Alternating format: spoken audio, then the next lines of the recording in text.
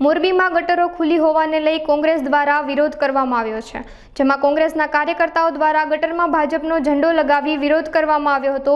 કાર્યકર્તાઓએ જણાવ્યું હતું કે અહીં ઘણા અકસ્માતો સર્જાયા છે તેમજ ગટરના કારણે લોકોના જીવ જોખમમાં મુકાતા હોય છે। આ ગટરો ઊંડી કરવા તેમજ ગટરોના ઢાંકણ ઢાંકવા માટે રજૂઆત કરવામાં આવી હતી તેમજ આ સમસ્યાનું યોગ્ય નિરાકરણ નહીં કરવામાં આવે તો આગામી સમયમાં જન આંદોલન કરવાની ચીમકી પણ ઉચ્ચારવામાં આવી હતી।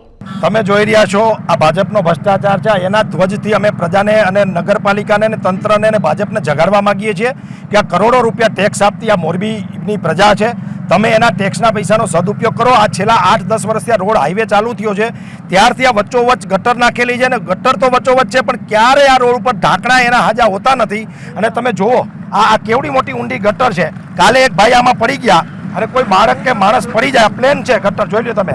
આ તમે એકવાર આમ જોવો, તમે અધર કેમેરે કરો, આ 15 થી 20 ફૂટ ગટર ઊંડી છે, એમાં કોઈ માણસ પડે તો જીવે ખરો? આમાં અનેક ગાડીઓ આ ગટરમાં ફસાણી છે, અનેક લોકો પડ્યા છે, આ રોડ ઉપર અનેક એક્સિડન્ટો થયા છે અને 2-3 લોકોના જીવ ગયા છે। એટલે આજે અમે એક અલગ પ્રકારનો કાર્યક્રમ કરી ભાજપનો ધ્વજ રાખી અને ભાજપના ભ્રષ્ટાચારને અત્યારે ઉજાગર કરી રહ્યા છે। આવતા દિવસોમાં જો આ ગટરના ઢાંકણા હાઈવે ઉપરના 40-50 છે રિપેર નહીં થાય અને 80-100 ટનની કેપેસિટીવાળા મૂકવામાં નહીં આપે, આ લોકો ભ્રષ્ટાચારના કારણે 20 ટનની કેપેસિટીના ઢાંકણા મૂકે, આ હાઈવે છે અહીંયા 80 ટનના ખટારા નીકળે છે। જો યોગ્ય કામ નહીં કરવામાં આવે તો આવતી 11મી તારીખે અમે અહીંયા જન આંદોલન કરશું। 9 તારીખે મોરબીમાં ન્યાય યાત્રા છે, ગુજરાત ન્યાય યાત્રા, એ પૂર્ણ કરી અને 11મીએ જો આ કામ નહીં થયું હોય તો અહીંયા જન આંદોલન કરવામાં આવશે।